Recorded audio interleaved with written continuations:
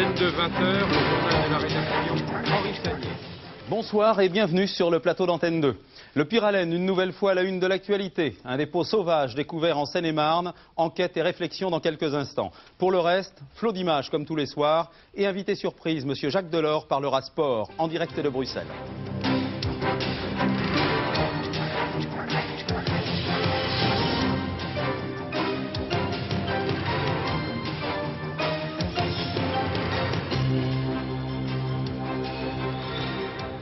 Foule bleu-blanc-rouge pour la fête de la liberté du RPCR à Nouméa, démonstration de patriotisme et de force à 3 jours du référendum. Augmenter les prix du tabac pour lutter contre ces méfaits, le gouvernement est pour, mais sans alourdir l'indice des prix. Le cours préparatoire, une première étape déterminante, ceux qui redoublent ont peu de chances d'arriver en terminale, les statistiques sont formelles. Un nouveau voyage difficile pour Jean-Paul II aux États-Unis. Les catholiques américains sont réputés indépendants et turbulents. Le cinéma français couronné au Festival de Venise, le Lion d'Or vient d'être attribué au film de Louis Malle, Au revoir les enfants. Une journée supplémentaire de détention pour Marcel Carton, Marcel Fontaine, Jean-Paul Kaufmann, Jean-Louis Normandin d'Antenne 2 et Roger Hawke. Les otages français au Liban n'ont toujours pas été libérés. On ouvre sur le football. Le miracle a failli se produire cet après-midi à Moscou. Nos confrères de l'équipe titraient ce matin en caractère gras « Il faut griller le feu rouge pour gagner ». Eh bien, à l'heure des comptes, disons qu'on est passé à l'orange. Résultat, match nul, un but partout. Dominique Leglou. Allez, avouez, vous pensiez qu'ils allaient être mangés, les petits Français, par le géant soviétique? Vous n'auriez pas parié 1 rouble sur une performance française à Moscou. Et pourtant, à la 12e minute, suite à une faute sur Passy, José Touré ouvrait le score sur coup franc d'une superbe tête piquée. Le dieu d'Assaïev restait cloué au sol. Suivez bien Touré, il part de loin pour s'élever au-dessus de la défense soviétique. Un ange passe sur le stade Lénine. Début de deuxième période et inquiétude pour les Bleus. Belanov rentre aux côtés de Protasov. Belanov, d'entrée, efface Vogel. Qui jaillit alors comme un bolide? Basile, qui sauve les Bleus. Boli donne du geste et de la voix, car les Soviétiques poussent très fort. Pas question de fléchir. À la 77e minute, Poulain sauve une balle sur la ligne. Mais dans la minute qui suit, il laisse filer un autre ballon très bien exploité par les Soviétiques en contre. Et Mikhailichenko évite l'affront d'une défaite à domicile. Les Soviétiques sautent aux anges. Quant aux jeunes Français, ils ont prouvé qu'il y aurait peut-être encore des lendemains qui chantent. Sans doute. Le cinéma, des lauriers pour la France à Venise aujourd'hui. On savait depuis quelques jours que Louis Malle était en première ligne pour le fameux Lion d'Or. Les pronostics étaient exacts. Louis Malle triomphe avec Au revoir les enfants. Un film émouvant et autobiographique. Au-delà de la remise des trophées qui s'est déroulée il y a quelques minutes, en présence des enfants qui sont les véritables héros du film, écoutez la confidence du lauréat au micro de Nicole Cornu-Langlois. C'était à Venise il y a quelques jours. À bientôt. Et l'enfant juif ne reviendra pas. C'est quand même un récit sur, disons, la perte de l'innocence chez un enfant et la découverte de la cruauté, de l'injustice, du racisme, c'est quelque chose que j'ai vécu avec une intensité extraordinaire puisque ça se passait en 1944 et j'avais 11 ans et les circonstances historiques étaient particulièrement dramatiques. Mais je crois que c'est intemporel, c'est-à-dire que je crois que ça m'a paru utile et beau en même temps et bouleversant pour moi, mais j'espère pour d'autres d'évoquer vraiment ce que peut être l'éveil au monde d'un enfant. Monsieur François Mitterrand, le président de la République, vient d'adresser un télégramme de félicitations à Louis Malle. Le président déclare notamment, je cite, « J'espère que ce film aidera à ce que plus jamais des enfants ne souffrent du racisme, de la haine et de la persécution. » Fin de citation. En France, nouvelle alerte au Pyralène. L'affaire a pour cadre une petite commune de Seine-et-Marne. Sur place, caché sous des vieilles carcasses de voitures, on a découvert un fût contenant du Pyralène. Le problème, c'est que ce fût n'était pas seul. Il y avait à proximité 272 fûts métalliques. Des mesures de sécurité ont été mises en place. Reste à savoir comment un dépôt comme celui-là a pu passer inaperçu. Enquête d'Emmanuel Vanier. Une cachette presque parfaite, à l'abri des regards, sous des dizaines de carcasses de voitures, près de 300 fûts de produits toxiques. Des fûts si bien dissimulés qu'il y a un mois, les enquêteurs venus là n'avaient rien vu. Mais il y a quelques jours, nouvelle inspection, un bidon est découvert, à l'intérieur, du pyralène, un produit toxique qui dégage de la dioxine quand il brûle, et tout près de là, on découpait chaque jour des épaves au chalumeau. Il y a là près de 300 fûts de 200 litres, 76 au moins contiennent du pyralène. Personne ne sait quand ni par qui ils ont été apportés, personne sauf sans doute la propriétaire de l'entreprise, toujours interrogée par les policiers. Tout danger semble maintenant écarté, le terrain est sous haute surveillance, les fûts seront évacués dès demain et le pyralène détruit. Deux interrogations subsistent cependant, l'origine de ce pyralène et le nom de l'industriel peu scrupuleux qui a voulu s'en débarrasser à très bon compte. Alors Robert Clark, apparemment il n'y a aucun risque de pollution immédiate, on vient de l'entendre dans le reportage d'Emmanuel Vanier, mais il aurait suffi d'une petite étincelle pour que le pyralène brûle et se transforme en dioxine, c'est ça? Et ça c'était plus grave. Oui. En fait, la réglementation est stricte et les sanctions sont sévères. Récemment, un industriel a été puni de très lourdes amendes et d'1 mois de prison pour avoir ainsi abandonné du pyralène dans une décharge. Alors pourquoi? Parce que le pyralène est dangereux. Il est dangereux en soi, c'est un toxique, il provoque des troubles du foie, des troubles de la peau, mais surtout le pyralène est dangereux quand il brûle, parce qu'il provoque alors des substances très très très dangereuses. Des dioxines, la dioxine c'est Seveso, souvenez-vous la catastrophe de Seveso, et des furanes, produits qui, comme on l'a vu chez l'animal, provoquent des cancers, des malformations et aussi des morts. Des morts chez l'animal, on ne l'a pas vu chez l'homme. Alors, réglementation pourquoi? Mais pour pourtant interdire... la réglementation elle est draconienne. Elle est draconienne, ouais. Mais est-elle respectée? C'est ça le problème. Alors, elle est claire, plus de pyralène dans les transformateurs électriques. Malheureusement, il existe encore en France 250 000 installations électriques dans lesquelles il y a du pyralène. Alors, comment s'en débarrasser? Une seule solution, le faire brûler en vase clos et le faire brûler à très haute température. Malheureusement, il y a encore des industriels qui négligent là et qui se débarrassent trop facilement du pyralène en le laissant au hasard dans les décharges. Et ça, c'est grave. Merci. À 4 jours du référendum, journée tricolore à Nouméa. Les partisans du maintien de la Nouvelle-Calédonie au sein de la République n'avaient pas lésiné sur les moyens, vous allez le voir. Écran géant, duplex avec Paris, spectacle, discours, bilan près de 30 000 personnes. Derrière un slogan, notre choix, c'est celui de la raison et de la fraternité. Ambiance et commentaires là-bas avec Jean-Louis Le Senne.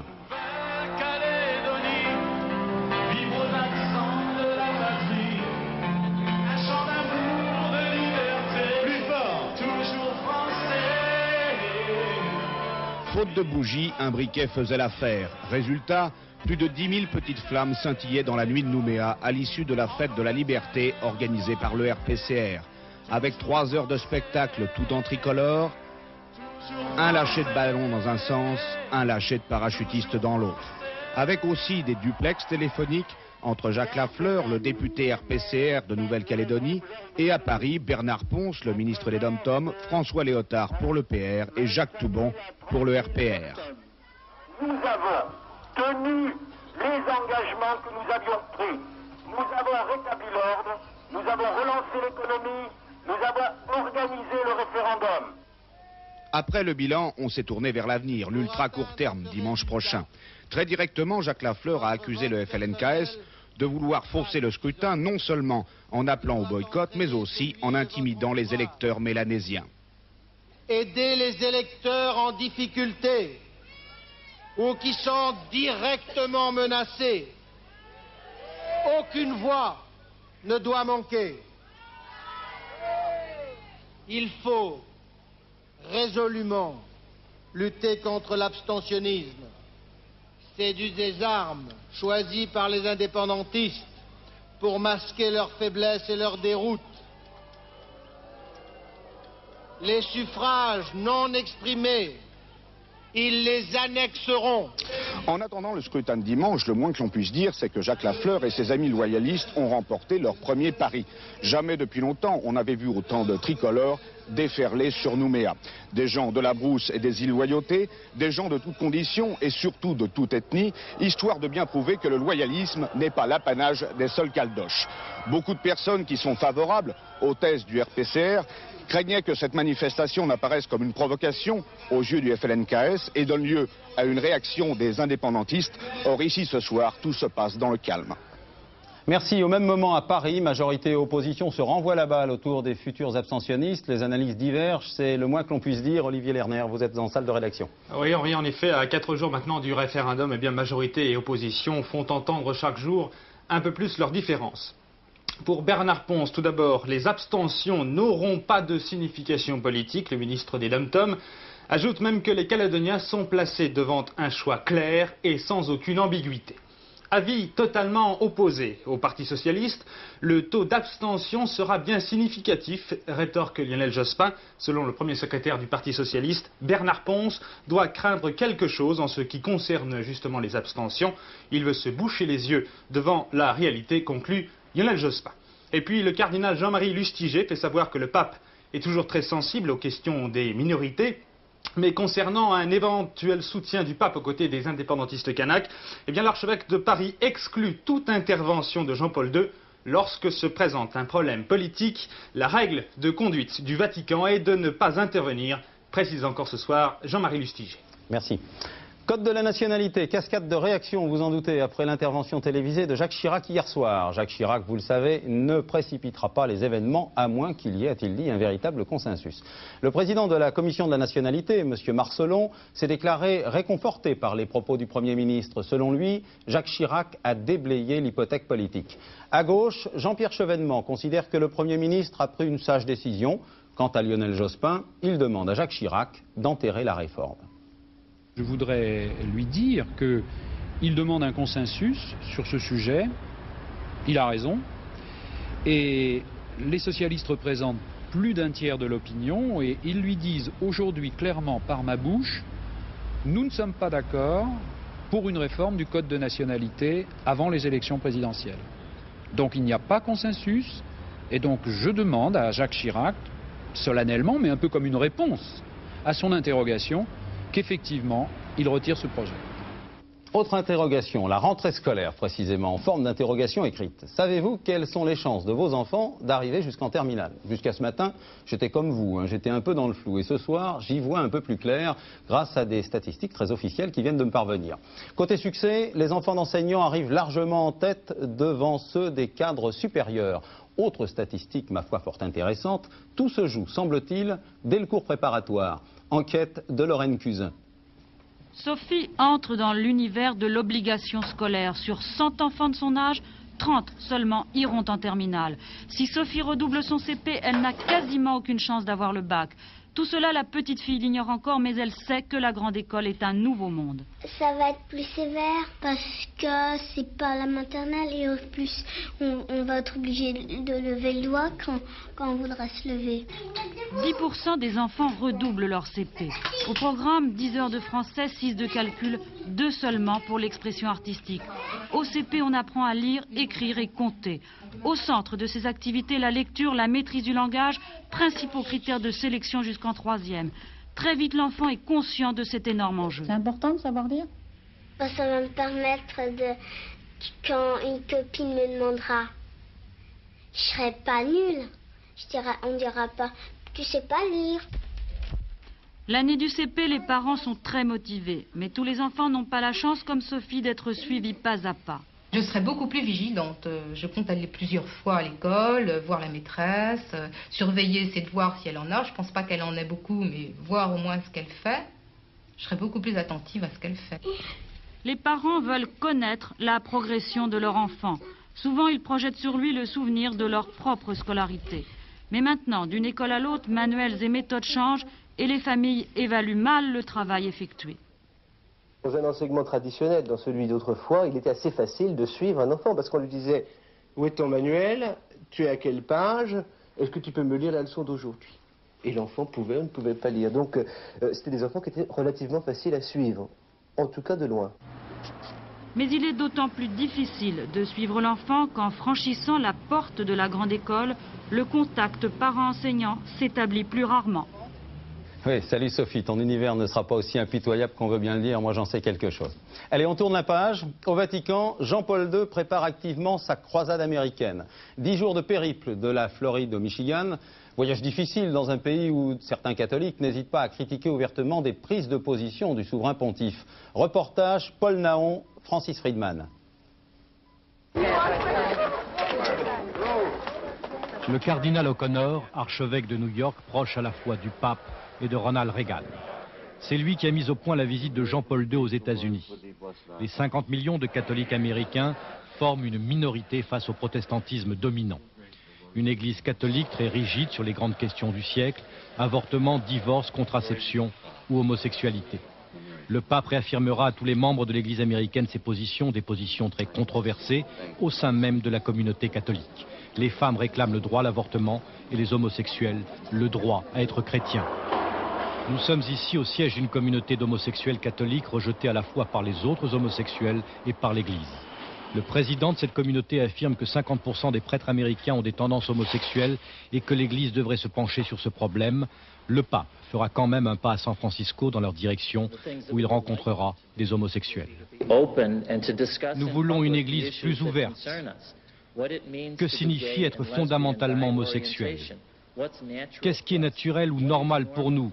Comment peut-on être à la fois homosexuel et un bon chrétien et suivre les principes de l'Évangile? Le Bronx, un des quartiers les plus pauvres de New York, c'est là que vivent les nouveaux immigrants. Pour la plupart des latino-américains les plus touchés par le chômage. Ils sont chaque jour plus nombreux et ils rappelleront au pape qu'ils sont l'avenir du catholicisme aux États-Unis. En effet, à la fin de ce siècle, les latinos constitueront plus de la moitié des fidèles. Je pense que l'église nord-américaine a 20 ans de retard sur l'église latino-américaine, notre église. Nous aspirons au changement, car l'église américaine est trop figée et surtout trop officielle. Si l'église américaine reste la plus riche du monde, notamment par l'importance de ses biens immobiliers, cette église ne veut plus dépendre aussi étroitement de l'autorité du Vatican. Selon un dernier sondage, 93% des catholiques américains pensent que l'on peut être un bon croyant et être en désaccord avec le pape. Voilà qui donne assurément beaucoup plus de relief au voyage qui débute demain. Le souverain pontife sera accueilli demain sur l'aéroport de Miami par le président Ronald Reagan. En Allemagne de l'Ouest, après les toasts et les accords de coopération économique, le voyage historique d'Erich Honecker a revêtu aujourd'hui une dimension, disons, plus humaine. Elle affiche émotion et images insolites. Philippe Rochaud. La cité de Wuppertal a pu voir la rencontre du rock et du socialisme, un autre trait d'union entre les deux Allemagnes. Étonnant sommet entre le numéro 1 est-allemand Erich Honecker et l'un des chefs du rock en Allemagne fédérale, Udo Lindenberg, dans une cohue indescriptible. C'est lui, ce rocker en chapeau mou, qui avait adressé son blouson à Honecker après le concert de Berlin en demandant aux dirigeants est-allemands d'être plus tolérants avec les fanats du rock. Honecker lui avait envoyé l'un des instruments que l'on jouait dans la lutte antifasciste.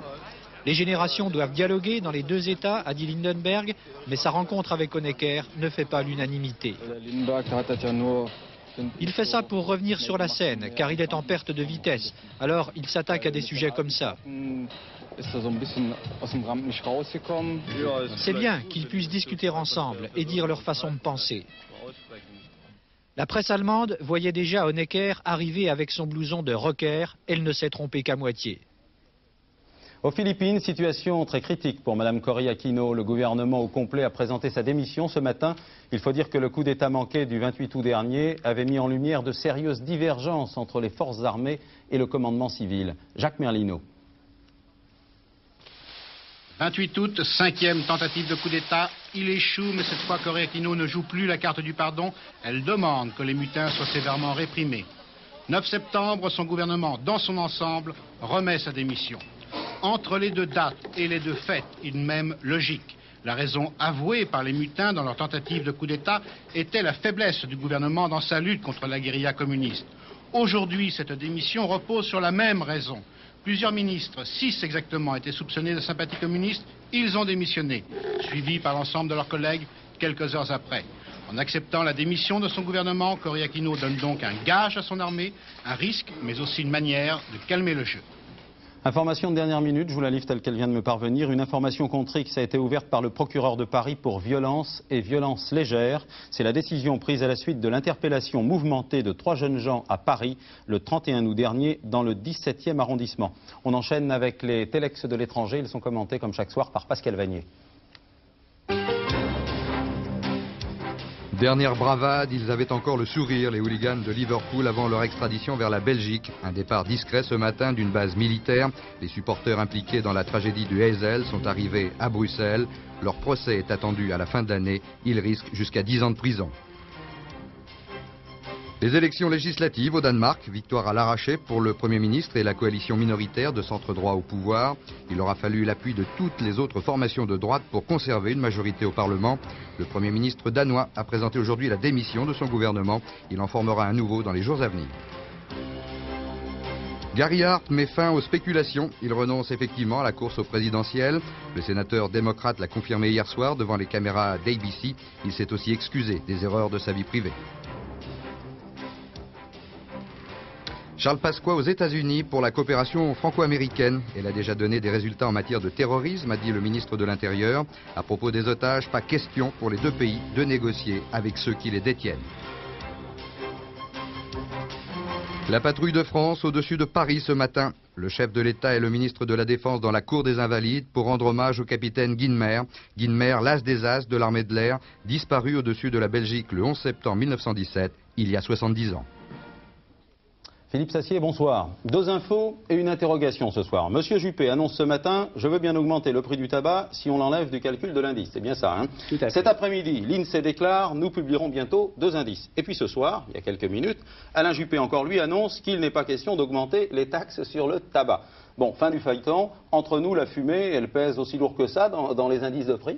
Elle pèse très lourd, Henri, cette fumée. Elle pèse très lourd parce qu'elle pèse plus lourd que les légumes. Nous dépensons autant d'argent pour fumer que pour acheter des légumes. Elle pèse autant que les chaussures. Et si l'on met ensemble le tabac et l'alcool, eh bien c'est le plus gros indice dans cet indice général des prix, juste après les loyers. Vous voyez, c'est énorme. Alors c'est la raison pour laquelle les statisticiens refusent d'enlever le tabac de cet indice. Mais depuis le mois de juillet, sur les recommandations de Bruxelles, eh bien la plupart des pays européens publient un second indice hors tabac. Ils le font déjà pour l'énergie. Alain Juppé ce matin, et on insiste sur ce point dans son entourage, s'est exprimé en son nom personnel, mais son opinion rejoint celle de beaucoup de médecins qui estiment que le tabac en France n'est pas suffisamment cher et que c'est la raison pour laquelle il crée tellement de ravages. Ce paquet de Gauloises qui coûte chez nous 5 francs coûte près de 23 francs à Copenhague, ou pour des cigarettes à peu près équivalentes, et plus de 14 francs à Londres. Mais si l'on enlève le tabac de l'indice, les experts de l'INSEE disent alors le fisc va s'en donner à cœur joie, car ce paquet de cigarettes supporte plus de 70% de taxes et le tabac va rapporter à l'État environ 17 milliards cette année. Ça, c'est un beau débat qui est en train de s'ouvrir. Est-ce que nous sommes prêts à accepter un indice des prix au régime sec, sans tabac et sans alcool, pour le calcul d'une augmentation de salaire? On va certainement en reparler dans les mois qui viennent. C'est effectivement la grande question, Philippe, nous y reviendrons. Économie toujours, fin de la saga Prouveau, le célèbre lainier du Nord. On vient d'apprendre que la famille Prouveau vient de vendre toutes ses parts à Jérôme Sédou. Ce dernier n'a pas la majorité des actions, mais la bataille du pouvoir commence, elle est bien engagée. Le sport, en compagnie de Monsieur Delors, qui est avec nous en direct de Bruxelles, nous allons parler du tour de la communauté européenne, un tour dont la première étape s'est déroulée en Italie. Commentaire de Jean-Paul Olivier. Il y a 30 ans, lorsque Christian Pineau et Maurice Faure, côté français, paraphaient les accords instituant le marché commun, ils étaient sans doute loin de se douter que leur acte allait aussi engendrer une course cycliste. Le tour de la CE, s'il reste fidèle à ses fonctions, appelle tous les talents de la planète, ainsi ce Coréen dont les ardeurs sont vite refrénées. En revanche, ce Suisse aimerait que son pays entrât dans la communauté, mais son action trop limitée n'ajoutera pas une étoile au drapeau européen. En revanche, au sein des équipes de base, il y a la France, cofondatrice du marché commun et en tant que pionnière fait valoir ses droits à Pérouse avec Joël Pellier, professionnel déjà aguerri. Derrière lui, Piotr Ougroumov, un soviétique qui voit déjà l'Europe de l'Atlantique à l'Oural, ne peut empêcher le jeune franc-comtois de s'emparer du maillot constellé. Ne pas être battu par les amateurs, les pros auraient-ils conclu entre eux un marché commun? Voilà, le tour cycliste européen après la course de l'Europe à la voile. Pour vous, économie et sport, même combat, Monsieur Delors? Politique, économie, culture et sport, oui, même combat. Ce que nous voulons construire, c'est une Europe tous azimuts. Nous voulons construire une grande communauté de gens qui non seulement ne se feront plus la guerre, comme hélas ce fut le cas pendant 70 ans, mais qui apprendront à vivre ensemble et l'union faisant la force, qui auront davantage de prospérité. Le choix de Rome pour le départ, je suppose que ce n'est pas dû au hasard.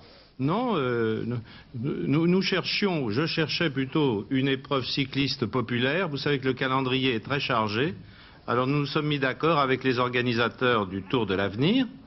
Tour de l'Avenir qui a révélé Greg LeMond, Zotomel, Gimondi, et nous l'avons transformé en Tour des communautés.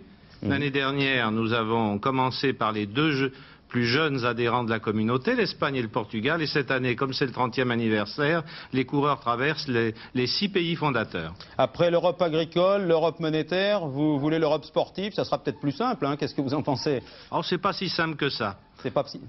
Si on en juge par nos discussions avec les fédérations nationales de football pour obtenir un jour la libre circulation des footballeurs, si l'on songe que nous n'avons pas encore obtenu l'accord des 12 fédérations olympiques pour que, aux Jeux de Séoul l'an prochain, chaque pays garde ses couleurs mais ajoute une petite insigne qui montre que tout le monde appartient à la communauté, vous voyez que ce n'est pas plus simple dans le sport que pour la monnaie ou pour l'agriculture. Monsieur le Président, je vous remercie d'avoir répondu à nos questions en direct de Bruxelles. On enchaîne alors très vite au galop. Non, c'est au galop ou au trot? Au trot, bah, bien sûr, avec les pronostics de Pierrette. Pour demain, quarté, tiercé, à Vincennes dans le prix Kéros. Exactement, voilà. Comme il se doit, avec des trotteurs. La course qui a été choisie est effectivement le prix Kéros. Il s'agit d'une course aux 3 clés longues de 2650 mètres qui réunit 17 partants. Ce sont des chevaux âgés de 5 ans, des culs.